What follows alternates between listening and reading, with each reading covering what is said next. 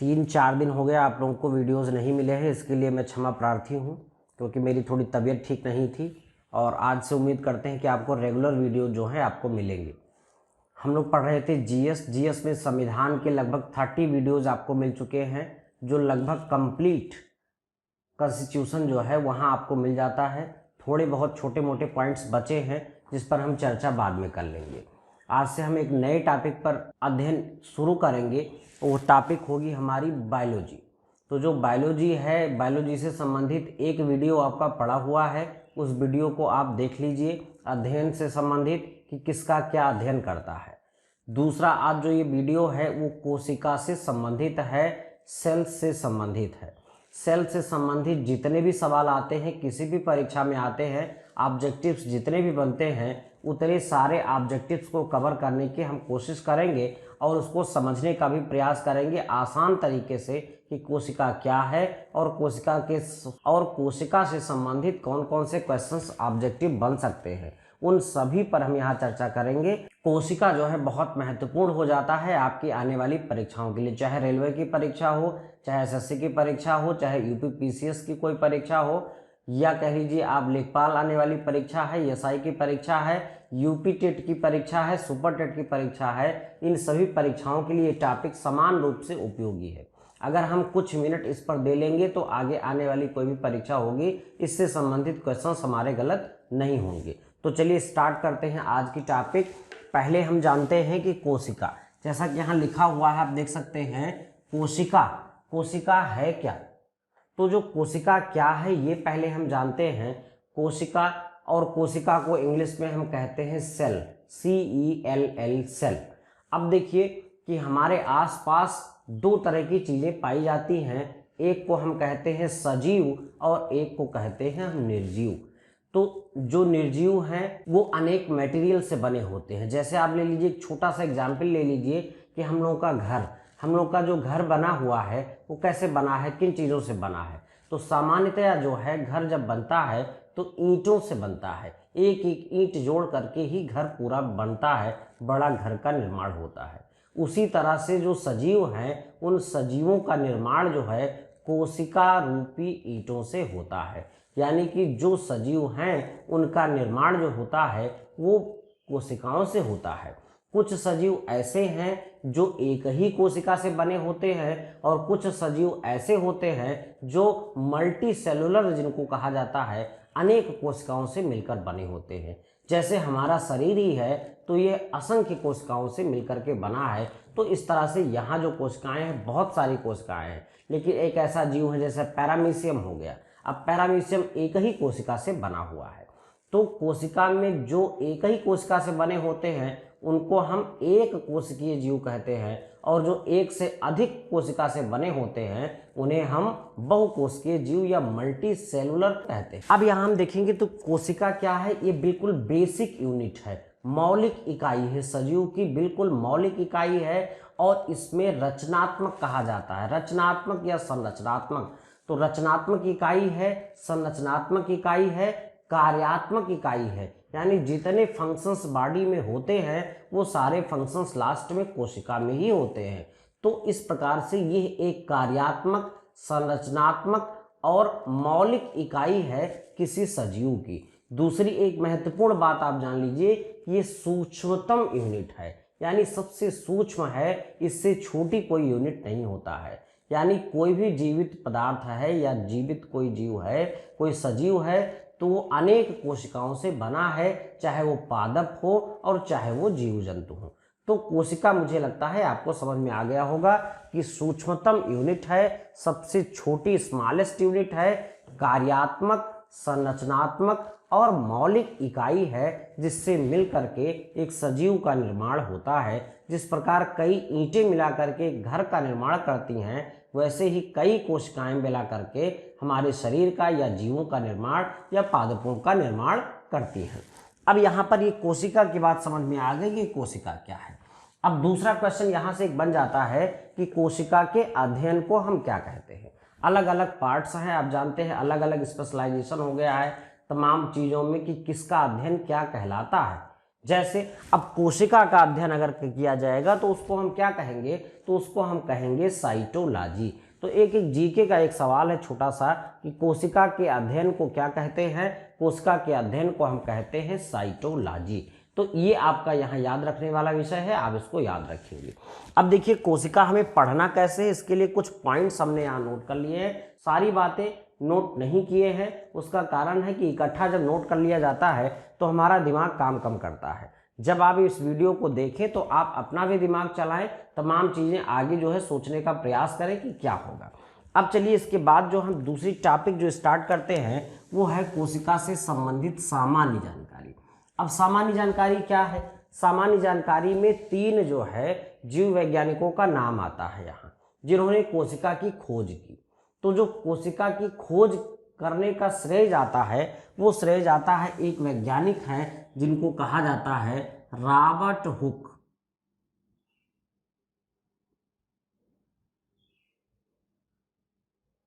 क्या कहा जाता है इनको, रॉबर्ट हुक के नाम से जाने जाते थे। इन्होंने सर्वप्रथम कोशिका की खोज की थी। कब खोज की थी, 1665 में। इसको आप याद रखेंगे कि 1665 में रॉबर्ट हुक ने सर्वप्रथम कोशिका की खोज की है। कई बार क्वेश्चन पूछा गया है तमाम परीक्षाओं में, तो ये क्वेश्चन आप कभी भूलेंगे नहीं। दूसरा इसमें जो है, अच्छा यहाँ एक अभी महत्वपूर्ण बात है जो मैं आपको बताऊंगा। इसके बाद एक वैज्ञानिक हुए ल्यूवेनहॉक। क्या नाम है इनका, ल्यूवेनहॉक।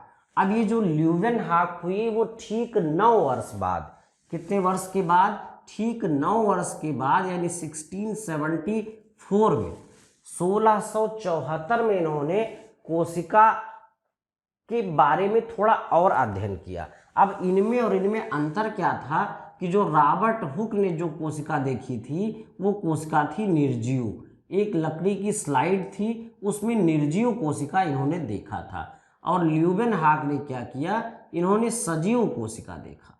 तो ये दूसरा आपका बिंदु हो जाएगा कि ल्यूवेनहॉक ने 1674 में सजीव कोशिका का अध्ययन। तो जो ये दूसरे वैज्ञानिक हुए ल्यूवेनहॉक, इन्होंने ठीक 9 वर्ष के बाद 1674 में सजीव कोशिका का अध्ययन किया।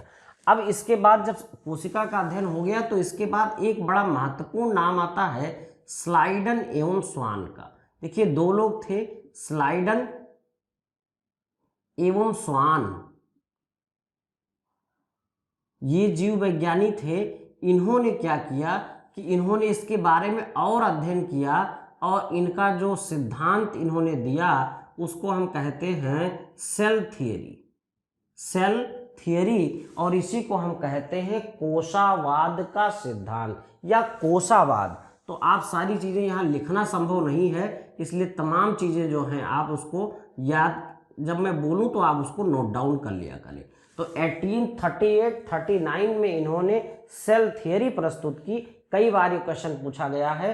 कोशावाद का सिद्धांत इन्होंने दिया, जिसमें इन्होंने तमाम बातें बताई कि बहुत सारे जीव हैं जो एक कोशिका से बने हैं, कुछ अनेक कोशिकाओं से बने हैं। कोशिका मौलिक इकाई है, इंडिपेंडेंट होती है, स्वतंत्र होती है। यद्यपि स्वतंत्र होती है यानी ये अपने कार्य में किसी के लिए किसी के ऊपर डिपेंडेंट नहीं होती, सारा काम खुद कर सकती, फिर भी ये मिलजुल करके ही संगठित रूप में कार्य करते हैं। तो आप जानते ही हैं कि तमाम कुछ कोशिकाएं मिलकर के ऊतकों का निर्माण करती हैं, टिश्यू, और कुछ टिश्यूज मिल करके फिर ऑर्गन्स का निर्माण करते हैं, और कई ऑर्गन्स मिल करके फिर हमारा सजीव का निर्माण करते हैं, जैसे हम लोगों के शरीर में है। तो इस प्रकार से 3 वैज्ञानिक का नाम हमें याद रखना है, रॉबर्ट हुक, ल्यूवेनहॉक, स्लाइडन एवं स्वान ने सेल थ्योरी प्रस्तुत की, कोशावाद का सिद्धांत। तो ये आपको बात यहाँ क्लियर हो गई होगी। अब देखिएगा जरा कि कोशिका के प्रकार। देखिए आगे फिर क्या हुआ कि कोशिकाओं के और बहुत सारे अध्ययन स्टार्ट हुए। जब ये कोशिका की खोज कर ली गई तो जब खोज की जाती है तो सामान्य बातें पता चलती हैं, धीरे धीरे क्या होते हैं कि वैज्ञानिक उस पर और रिसर्च करते जाते हैं।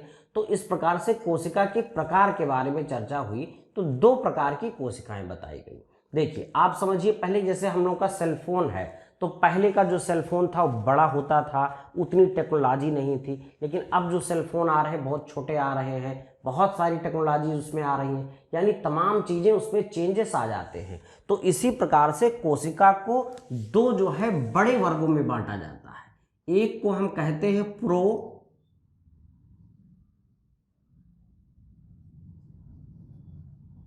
कैरियोटिक, एक को कहते हैं प्रोकैरियोटिक और दूसरे को हम कहते हैं यूकैरियोटिक। देख लो बेटा जरा,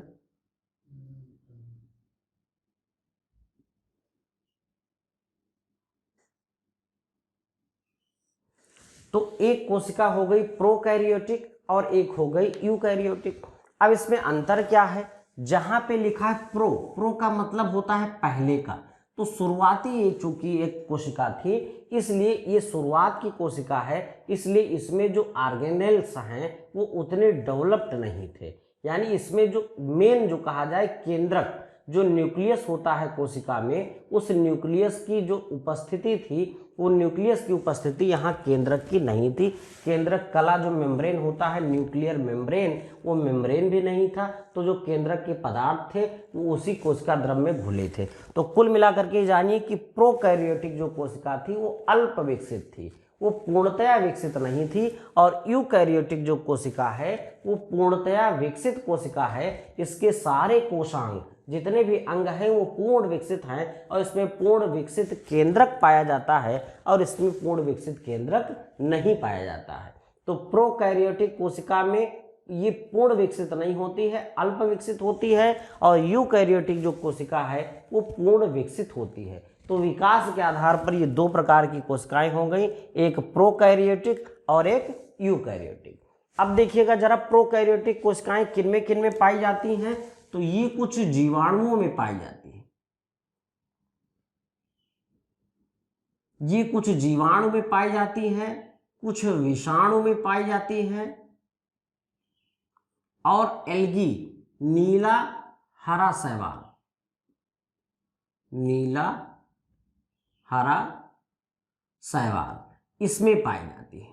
तो इस प्रकार से कि ये जो प्रोकैरियोटिक कोशिकाएं हैं ये जीवाणुओं, विषाणुओं और नीला हरा शैवाल में पाई जाती हैं। बाकी सभी जीव जंतु और पादपों में यूकैरियोटिक कोशिकाएं ही पाई जाती हैं जो कि पूर्णतया विकसित होती हैं। तो इस प्रकार से हमने प्रोकैरियोटिक और यूकैरियोटिक के बारे में जानकारी प्राप्त की। इससे संबंधित क्वेश्चंस भी पूछे जाते हैं, तो आप इसको ध्यान। वो पूर्णतया विकसित हैं और जो प्रोकैरियोटिक कोशिकाएं हैं वो पूर्णतया विकसित नहीं। तो जो प्रोकैरियोटिक कोशिकाएं हैं वो जीवाणुओं में, विषाणुओं में और नीले हरे शैवाल, ब्लू ग्रीन एल्गी में पाए जाते हैं। बाकी सभी सजीवों में जो विकसित हैं उनमें जो है यूकैरियोटिक कोशिका पाई जाती है। अब यहाँ पर देखिएगा कि जो यूकैरियोटिक कोशिका है वो पादपों में भी पाई जाती है और जंतुओं में भी पाई जाती है। यानी एनिमल सेल भी होती है और प्लांट सेल भी होती है। तो एनिमल सेल और प्लांट सेल में थोड़ा सा डिफरेंस होता है। जो एनिमल सेल होती है वो थोड़ी स्पंजी होती है और जो प्लांट सेल होती है चूंकि उसमें वाइट टेम्परेचर का भी, देखिए पेड़ पौधे कैसे होते हैं, कहीं उनको कोई छांव नहीं मिलता है, तो इस तरह से उनका टेम्परेचर जो भी वो भी बढ़ता घटता रहता है, उनको वायु के थपेड़े भी सहने पड़ते हैं। तो इस तरह से कुछ ऐसा डेवलप किया गया है कि उसमें थोड़ा सा डिफरेंस होता है पादप और जंतु कोशिका में। तो जो पादप कोशिका है और जंतु कोशिका है दोनों कोशिकाएं यूकैरियोटिक ही होती हैं, फिर भी उनमें कुछ डिफरेंस होता है। अब वो डिफरेंस क्या होता है, वो डिफरेंस एक ही बात को लेकर के होता है, कुछ ऐसे, इसको हम कहते हैं कोशिका भित्ति।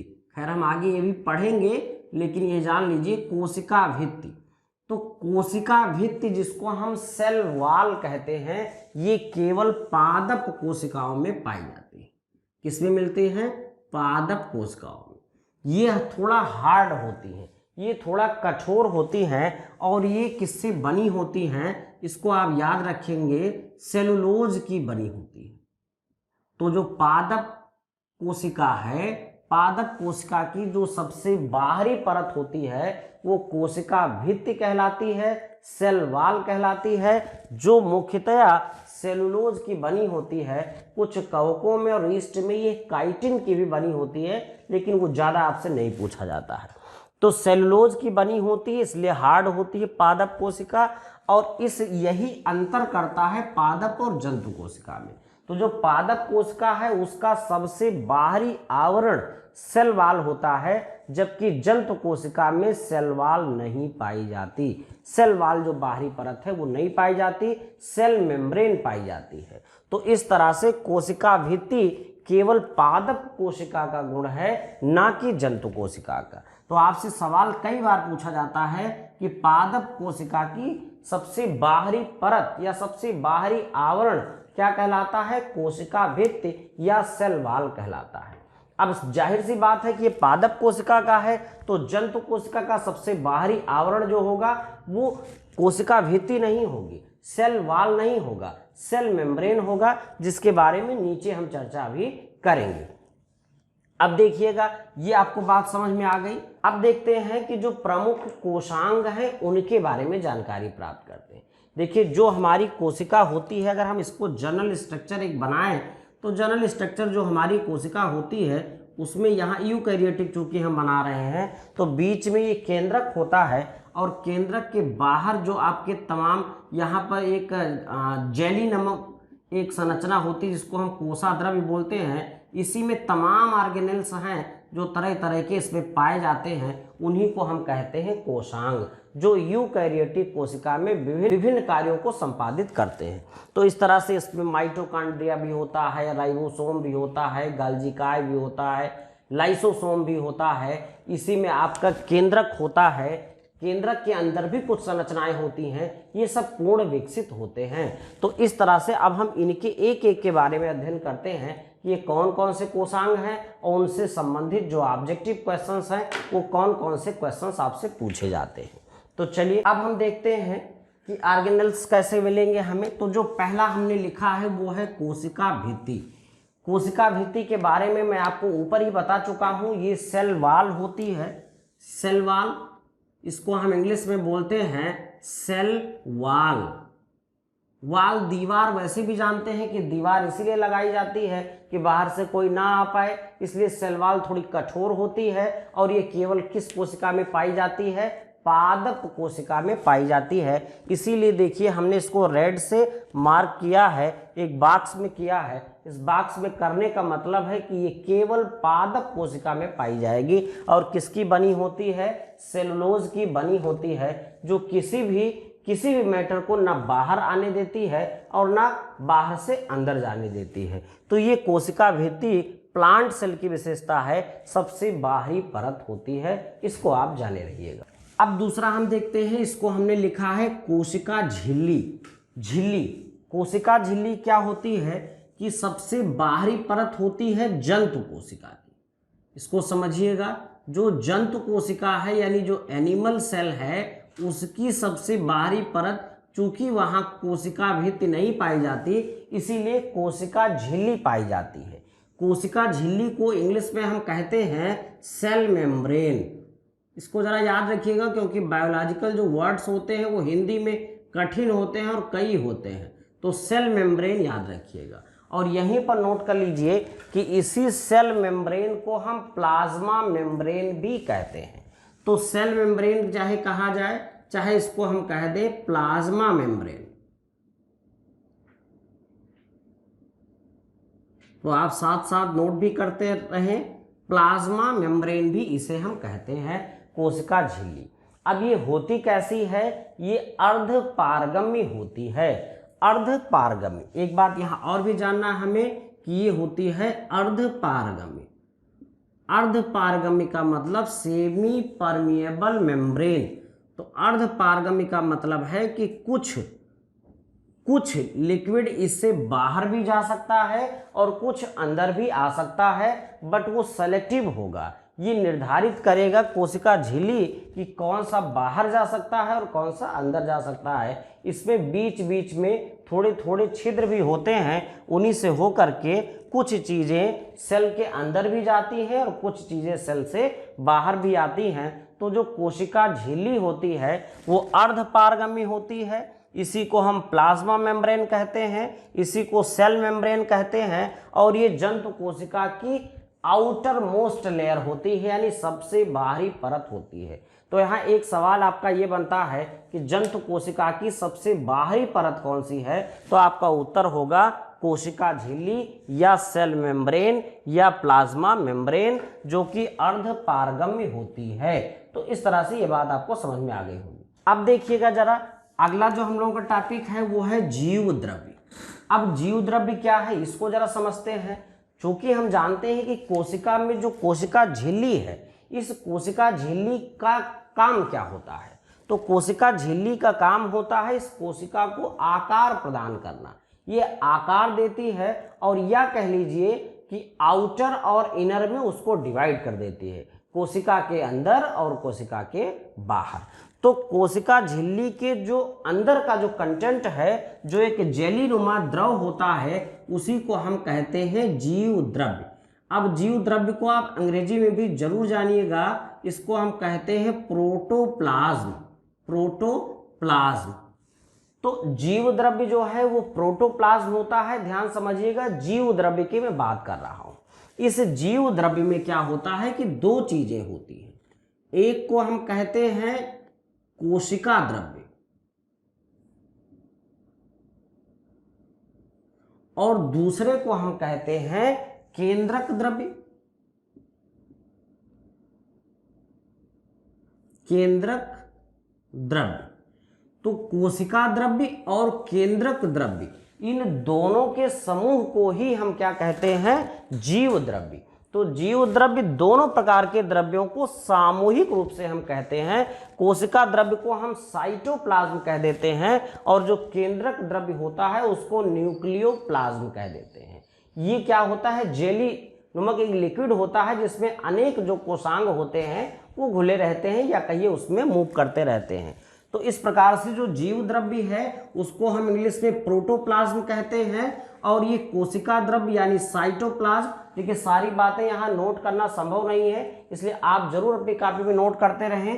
कोशिका द्रव्य यानी साइटोप्लाज्म और केंद्रक द्रव्य यानी न्यूक्लियोप्लाज्म, दोनों का मिश्रण है, दोनों का योग है। यद्यपि ये अलग अलग होते हैं आप जानते हैं, लेकिन दोनों को सामूहिक रूप से, इसीलिए जीव द्रव्य को एक स्पेशल नाम दिया जाता है और कहा जाता है जीवन का भौतिक आधार।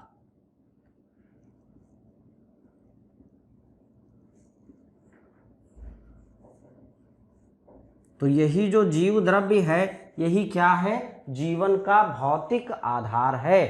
तो इसी को हम कहते हैं जीवन का भौतिक आधार। तो इस प्रकार से जीव द्रव्य के बारे में जितनी जानकारी आपको चाहिए थी वो मैंने आपको यहाँ दे दी है। अब इसके बाद एक बहुत महत्वपूर्ण जो कोशांग है उसके बारे में हम चर्चा करेंगे, जिसको हम कहते हैं माइटोकॉन्ड्रिया। अब माइटोकॉन्ड्रिया क्या है, ये बहुत महत्वपूर्ण है। देखिए माइटोकॉन्ड्रिया, प्रत्येक जीव जो है वो एक जीवों में एक क्रिया अनिवार्य रूप से होती है, वो है श्वसन। श्वसन के दौरान हम ऑक्सीजन इनहेल करते हैं और कार्बन डाइऑक्साइड एक्सहेल करते हैं। तो ऑक्सीजन लेते हैं, कार्बन डाइऑक्साइड छोड़ते हैं। तो जो ऑक्सीजन लेने की प्रक्रिया है, तो ऑक्सीजन जो जाती है वो कोशिका में जाती है और कोशिका में क्या होता है कि जो कोशिका द्रव्य होता है और माइटोकॉन्ड्रिया होता है, यहीं पर टोटल श्वसन की प्रक्रिया संपूर्ण होती है। तो जब टोटल जो प्रक्रिया होती है पूर्ण होती है कोशिका द्रव्य और माइटोकॉन्ड्रिया में, लेकिन ज़्यादा जो प्रक्रिया होती है वो माइटोकॉन्ड्रिया में होती है। इसीलिए माइटोकॉन्ड्रिया को हम एक नाम से और भी जानते हैं, जिसको कहते हैं श्वसन केंद्र, माइटोकॉन्ड्रिया को। तो माइटोकॉन्ड्रिया का एक नाम हम और जाने, श्वसन केंद्र। चूंकि श्वसन की क्रिया जो क्रेब्स चक्र भी एक आप जान लीजिएगा कि क्रेब्स चक्र का जो संपन्न होता है वो माइटोकॉन्ड्रिया में ही संपन्न होता है। और यहीं पर ऑक्सीडेशन, जो हमारा भोजन है उसका ऑक्सीडेशन होता है और ऑक्सीडेशन होने के बाद ऊर्जा उत्पन्न होती है। कोशिका को जितनी भी ऊर्जा की आवश्यकता होती है वो सप्लाई कौन करता है, माइटोकॉन्ड्रिया करता है। इसीलिए इसको हम कहते हैं कोशिका का ऊर्जा घर।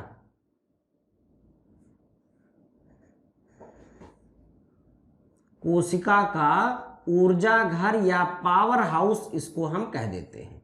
तो कोशिका का पावर हाउस कौन है, कोशिका का पावर हाउस माइटोकॉन्ड्रिया है, क्योंकि अधिकतर ऊर्जा क्रेब्स चक्र के माध्यम से यही उत्पन्न होती है और ये जो ऊर्जा उत्पन्न होती है ये एटीपी के रूप में होती है, एडिनोसिन ट्राइफॉस्फेट के रूप में, एटीपी के रूप में ऊर्जा उत्पन्न होती है। जब श्वसन क्रिया पढ़ेंगे तो डिटेल में पढ़ेंगे कितना एटीपी बनता है एक ग्लूकोज के अणु में, ये सारी चीजें क्या क्या प्रोसेस होती हैं।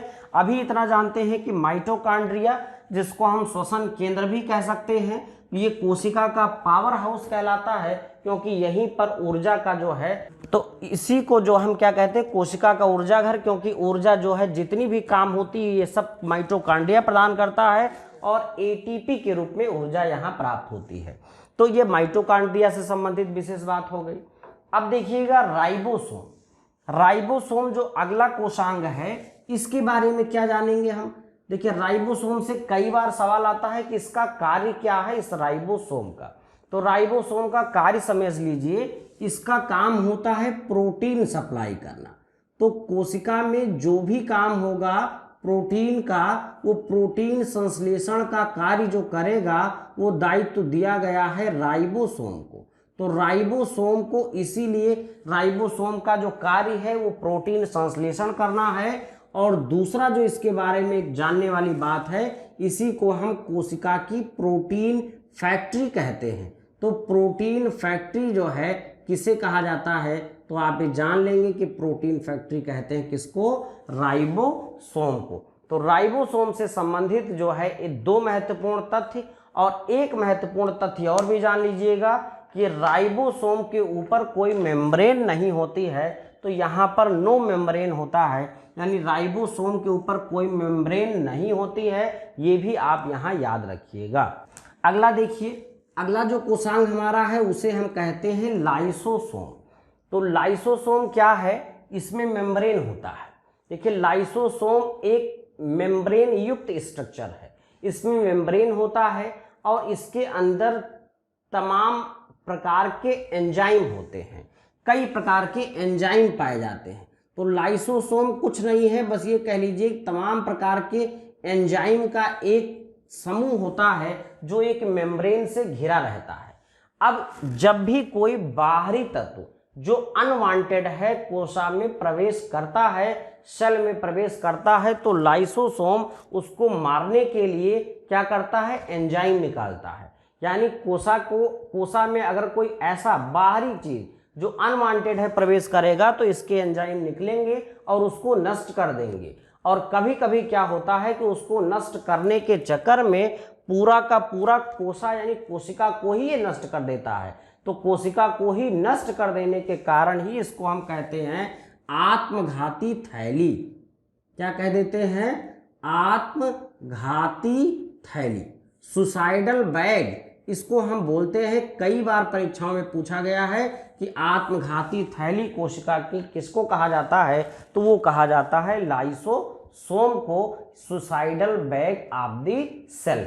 तो सेल का ये सुसाइडल बैग है, इसके एंजाइम निकल करके जो अनवांटेड चीजें उनको मारते हैं और कभी कभी ये कोशिका को भी नष्ट करने का कार्य ही करते हैं। तो इसलिए लाइसोसोम को सुसाइडल बैग या आत्मघाती थैली कहा जाता है। चलिए, तो आप इसका स्क्रीनशॉट लेना चाहें तो ले लें, तो इसको इरेज करना पड़ेगा। अब देखिएगा कुछ अन्य कोशांग हैं, इनके बारे में हम चर्चा करेंगे। एक इसमें है आपका गाल्जी काय। अब गाल्जी काय का क्या काम होता है, देखिए गाल्जी काय को गाल्जी काय भी कहते हैं, गाल्जी बॉडी भी कहते हैं और गाल्जी उपकरण भी कहते हैं, कई नामों से जानते हैं। तो इस तरह से इसको पहले ये समझ लीजिएगा कि कितने नामों से हम जानते हैं। इसके बाद इसका काम क्या है, तो देखिए इसका काम क्या है, ये यातायात प्रबंधक, इसको ट्रैफिक पुलिस भी कहा जाता है गाल्जी काय को। गाल्जी काय एक पतली प्रकार की नली भी होती है, कह लीजिए एक सूक्ष्म जो है नली का कार्य करती है, जो चीज़ों को आने और जाने पर देखती है और उस पर नियंत्रण भी रखती है। तो इसके विषय में यही जानिए कि यातायात केंद्रक इसको हम कहते हैं कोशिका में।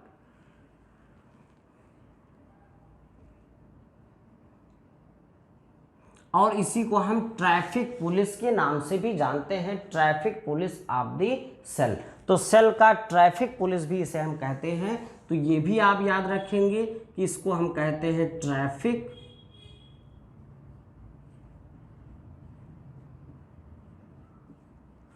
पुलिस। तो ये दो जो महत्वपूर्ण चीज़ें थी गाल्जी काय के विषय में, इसको आप यहाँ याद रखेंगे। अब देखिएगा एक आपका अगला जो कोषांग है उसको हम कहते हैं लवक। लवक को हम इंग्लिश में कहते हैं प्लास्टिड। क्या कह देते हैं? प्लास्टिड कह देते हैं। इसको भी हमने बॉक्स में किया है, रेड बॉक्स में किया है। इसका मतलब है कि ये जो लवक होते हैं ये केवल पादप कोशिका में पाए जाते हैं, जंतु कोशिका में नहीं पाए जाते हैं। ये लवक कितने प्रकार के होते हैं? तो ये लवक 3 प्रकार के होते हैं। इनका कार्य क्या होता है कि पौधे के जो विभिन्न भाग हैं, विशेषतया जो है पुष्प जो हैं और फल जो हैं, उनको रंग देने का कार्य ये करते हैं। तो ये 3 प्रकार के होते हैं। इन तीनों को हम जरा देखेंगे यहाँ। एक को हम कहते हैं क्लोरोप्लास्ट। क्लोरोप्लास्ट याद करने का आप लोग कोशिश करिए कि क्लोरोप्लास्ट कौन सा रंग देगा।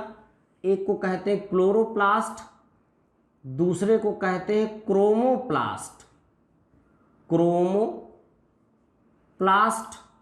और तीसरे को हम लोग कहते हैं ल्यूकोप्लास्ट। तो प्लास्टिड से बना है, लवक का मतलब इसका होता है। अब देखिए क्लोरोप्लास्ट जो होता है ये क्या है? ये हरा है, हरा लवक होता है, ठीक, ये ग्रीन वर्णक है। और क्रोमोप्लास्ट जो है उसको हम कहते हैं वर्णी लवक। वर्णी यानी ये हरा के अतिरिक्त और जो रंग होता है ये प्रदान करता है क्रोमोप्लास्ट। ल्यूकोप्लास्ट जो होता है वो रंगहीन होता है, यानी कि ये पौधे के उन भागों में पाया जाता है जहां पर प्रकाश की अनुपस्थिति होती है, जैसे तनों के बीच में या जड़ों में, तो वहां ल्यूकोप्लास्ट पाया जाता है, ये प्लास्टिड पाया जाता है जो कोई रंग प्रदान नहीं करता है। क्रोमोप्लास्ट वर्णी लवक ये कई रंग प्रदान करता है सिवाय हरा के, और जो क्लोरोप्लास्ट है वो हरा रंग प्रदान करता है। और इसी क्लोरोप्लास्ट में एक वर्णक पाया जाता है, पिगमेंट पाया जाता है क्लोरोफिल, जो कि हरे पौधों की पत्तियों में होता है और प्रकाश संश्लेषण की क्रिया वहीं संपन्न होती है। तो आप यहाँ से भी याद रख सकते हैं कि जब क्लोरोफिल केवल हरे पादप में पाया जाता है, प्रकाश संश्लेषण वहीं पाया जाता है, तो प्लास्टिड जितने पाए जाते हैं वो सिर्फ पादप में पाए जाते हैं, जंतु कोशिका में ये प्लास्टिड नहीं पाए जाते हैं। तो इसको आप तीनों को याद रखेंगे। अब देखिएगा जरा, बहुत महत्वपूर्ण जो है केंद्रक। केंद्रक ही वो भाग है जो प्रोकैरियोटिक और यूकैरियोटिक में विशेष रूप से अंतर करता है कोशिका में। तो जो यूकैरियोटिक कोशिका है उसमें केंद्रक पूर्ण विकसित होता है। इस केंद्रक के भी कई भाग होते हैं, लेकिन ज़्यादा इससे क्वेश्चंस नहीं पूछे जाते। ये पूछा जाता है कि इसमें क्या क्या होता है, तो वो हम जान लेते हैं। देखिए जो सेंटर पे ऐसे समझ लीजिए कि ये आपकी कोशिका है, तो कोशिका का जो ये जो अंदर का जो भाग है इसको हम कह देते हैं केंद्रक, इसको हम कहेंगे केंद्रक। अब जो केंद्रक है, केंद्रक की जो लेयर है, आउटर लेयर है, इस आउटर लेयर को हम कहते हैं न्यूक्लियर मेम्ब्रेन। उसको हम कहते हैं न्यूक्लियर मेम्ब्रेन, या इसी को कहते हैं केंद्रक कला या केंद्रक झिल्ली। जो केंद्रक झिल्ली होती है वो कोशाद्रव्य और केंद्रक द्रव्य को अलग अलग करने का कार्य करती है। तो इस प्रकार से इसको हम कहते हैं न्यूक्लियर मेम्ब्रेन। इसकी केंद्रक के अंदर भी एक छोटा सेंटर पॉइंट होता है जो पूरे केंद्रक पर नियंत्रण रखता है, उसको हम कहते हैं केंद्रिका। उसको हम क्या कह देते हैं? केंद्रिका कह देते हैं। केंद्रिका जो है वो उसको हम न्यूक्लियोलस बोलते हैं।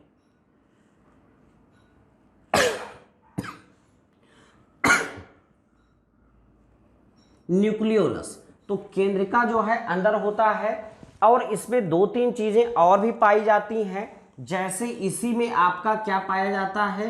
क्रोमोसोम्स पाए जाते हैं। क्रोमोसोम्स से आप परिचित होंगे। क्रोमोसोम्स जो हैं वो पाए जाते हैं इसी केंद्रक के अंदर पाए जाते क्रोमैटिन धागों के रूप में, और उसी में हिस्टोन प्रोटीन और डीएनए पाया जाता है। डीएनए, अब DNA deoxy ribo nucleic acid है डीएनए, और यही जानते हैं कि जो आनुवंशिक गुणों का ट्रांसफर होता है वो इसी के द्वारा ही होता है, डीएनए के द्वारा ही होता है। और इस डीएनए में जो सामान्य डीएनए है वो बी डीएनए होता है। जनरल जो डीएनए पाया जाता है वो बी डीएनए पाया जाता है। यहाँ ये भी एक आप बात याद रख लीजिएगा। तो जनरल जो डीएनए है वो बी डीएनए है, ये पाया जाता है। क्रोमोसोम्स, अब आप ये तो जानते ही हैं कि क्रोमोसोम जो हैं वो मनुष्य में 46 कुल गुणसूत्र पाए जाते हैं, चाहे वो पुरुष हो चाहे महिला हो, यानी 23 जोड़ी 23 जोड़ी गुणसूत्र पाए जाते हैं। इसमें जो 22 जोड़ी होती हैं वो ऑटोसोम्स होते हैं, यानी दोनों में समान होते हैं, एक्स एक्स ही होते हैं। बाकी जो 23वीं जोड़ी होती है वो लिंग गुणसूत्र होता है। तो 23वीं जोड़ी में पुरुषों में एक्स वाई पाया जाता है और महिलाओं में एक्स एक्स। जब एक्स और वाई जुड़ता है तो लड़का बन जाता है, और एक्स और एक्स मिल जाते हैं तो लड़की बन जाती है। तो खैर अतिरिक्त जानकारी थी, इससे कोई यहाँ पर इस टॉपिक से कोई रेलिवेंट नहीं है। तो क्रोमोसोम्स, डीएनए, बी डीएनए सामान्यतया केंद्रिका, केंद्रक, न्यूक्लियर मेम्ब्रेन, और इसके अंदर जो जेली होती है उसको हम कहते हैं न्यूक्लियोप्लाज्म। इसके बारे में हम पहले यहाँ कुछ जो लिक्विड टाइप का होता है उसको हम बोलते हैं न्यूक्लियोप्लाज्म। तो ये भी आप जानते, इसको मैं बता चुका हूँ पहले। अब यहाँ पर एक चीज़ काफ़ी पूछी जाती है कि इस केंद्रक की खोज किसने की थी। तो इस केंद्रक की जो खोज की गई थी वो खोजकर्ता थे रॉबर्ट ब्राउन। रॉबर्ट ब्राउन ने इसकी खोज की थी। तो आप इसको जो है याद रखेंगे कि रॉबर्ट ब्राउन ने केंद्रक की खोज की थी। अब देख लेते हैं कि जो कोशिका से संबंधित कुछ अन्य ऑब्जेक्टिव क्वेश्चंस आते हैं, फैक्चुअल क्वेश्चंस आते हैं जो हमें याद कर लेने चाहिए जैसे कि तैसे। ऐसे कुछ क्वेश्चंस हैं जिनको हम देख लेंगे। जैसे एक क्वेश्चन जो आता है कि सबसे छोटी कोशिका कौन सी है, किसकी जो है सबसे छोटी कोशिका है। तो ये जरा देखिए, सबसे छोटी कोशिका जो है वो किसकी है, इसको हमें देखना है। सबसे छोटी कोशिका किसकी होती है, माइकोप्लाज्म की होती है, सबसे छोटी कोशिका। इसके बाद देखते हैं कि सबसे जो लंबी कोशिका होती है मानव शरीर की, सबसे लंबी कोशिका जो होगी वो आपकी होती है तंत्रिका कोशिका। ये भी सवाल कई बार पूछा गया है। तंत्रिका कोशिका जो है सबसे लंबी कोशिका होती है, ये भी आप याद रखेंगे। इसके बाद पूछा जाता है कभी कभी कि सबसे बड़ी कोशिका, तो जो सबसे बड़ी कोशिका होती है वो सबसे बड़ी कोशिका एक पक्षी होता है ऑस्ट्रिच, शुतुरमुर्ग, और उस शुतुरमुर्ग के अंडे की जो कोशिका होती है वही सबसे बड़ी कोशिका होती है।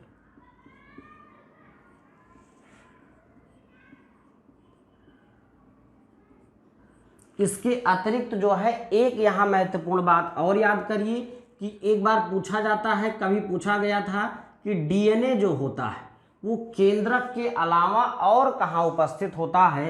तो केंद्रक के अलावा जो डीएनए होता है वो माइटोकॉन्ड्रिया में उपस्थित होता है कुछ मात्रा में। तो ये बात आप याद रखेंगे कि माइटोकॉन्ड्रिया में वो उपस्थित होता है डीएनए केंद्रक के अतिरिक्त। देखिए अब तीसरा जो यहाँ पॉइंट है, देखिए वहाँ पर कहीं भी कोशांग के बारे में हमने ये नहीं बताया है कि खोज किसने किया। इसलिए नहीं बताया है क्योंकि ये फैक्चुअल क्वेश्चन है, भूल जाता है, कभी कभी ऐसे सवाल भी पूछ लिए जाते हैं। तो यहाँ माइटोकॉन्ड्रिया का चूंकि बहुत महत्वपूर्ण है, इसलिए यहाँ माइटोकॉन्ड्रिया पर हम चर्चा कर लेंगे कि माइटोकॉन्ड्रिया की खोज किसने की थी। तो माइटोकॉन्ड्रिया की खोज में 3 लोगों का योगदान है। एक है पहले कोलिकर,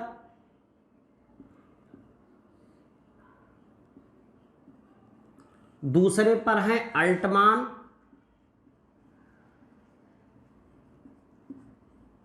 और तीसरे पर है बेंडा। कहीं बेंडा लिखा है, कहीं वेड्डा लिखा है, तो आप देख लीजिएगा। कोलिकर ने सर्वप्रथम माइटोकॉन्ड्रिया की खोज की, लेकिन उन्होंने नाम इसका माइटोकॉन्ड्रिया नहीं दिया। ठीक, अल्टमान ने खोज किया इसके बाद, और अल्टमान ने इसका नाम दिया बायोप्लास्ट। क्या नाम दिया? बायोप्लास्ट नाम दिया अल्टमान ने इसी माइटोकॉन्ड्रिया का, और बेंडा ने इसका नामकरण किया माइटोकॉन्ड्रिया। तो ये तीनों जो हैं इनको आप याद रखेंगे, तीनों नामकरण बेंडा ने किया माइटोकॉन्ड्रिया, अल्टमान ने इसे बायोप्लास्ट कहा, और खोज करने का काम किया कोलिकर ने। तो माइटोकॉन्ड्रिया से संबंधित ये तीन बातें महत्वपूर्ण थी। अब यहाँ पर आपको एक छोटी सी जानकारी और दे दें कि जो पादप कोशिकाएं होती हैं, पादप जो कोशिकाएं होती हैं, जैसे आपने देखा कि जब मकान बनता है तो दो ईंटें जब रखी जाती हैं तो उनके बीच में क्या होता है कि कुछ सीमेंटेड मटेरियल रखा जाता है उन ईंटों को जोड़ने के लिए। तो ऐसे जो दो पादप कोशिकाएं जो कि गोल नहीं होती, मैं आपको बताऊं उनका संरचना दूसरा होता है, बट मैं जनरली बना रहा हूं, आप इसको ध्यान रखिएगा कि आप संरचना उसकी देखिएगा। उन पादप कोशिकाओं के बीच में यहाँ देखिएगा एक मध्य पटल, उसको हम कहते हैं, पाई जाती है मध्य पटल। तो जो ये मध्य पटल है ये क्या है? मध्य पटल जो है ये हार्ड होती है जब कच्चा फल होता है तो, और जब यही फल पक जाता है तो यही मध्य पटल गल जाती है, इसीलिए फल पिलपिले हो जाते हैं। तो पके जब फल पकता है तो जब फल पकने के कारण जो मुलायम होता है वो मध्य पटल के गलने के कारण ही होता है। ये आप यहाँ एक फैक्ट आप याद रखिए। हाँ, अब यहाँ पर एक बहुत महत्वपूर्ण चीज़ है जिसको मैंने जानबूझ करके वहाँ आपको नहीं बताया था, वो है कोशिका झिल्ली किसकी बनी होती है। जैसे मैंने कोशिका भित्ति का तो वहाँ बता दिया था कि सेलुलोज की बनी होती है या काइटिन की बनी होती है, लेकिन जो कोशिका झिल्ली है कई बार ये सवाल आता है कि ये किससे बनी होती है। तो इसकी तीन लेयर होती हैं, ये लिपिड और प्रोटीन से बनी होती हैं। तो आपको यहाँ दो बातें नोट करना है कि कोशिका झिल्ली का जो निर्माण होता है वो लिपिड और प्रोटीन से मिलकर के होता है।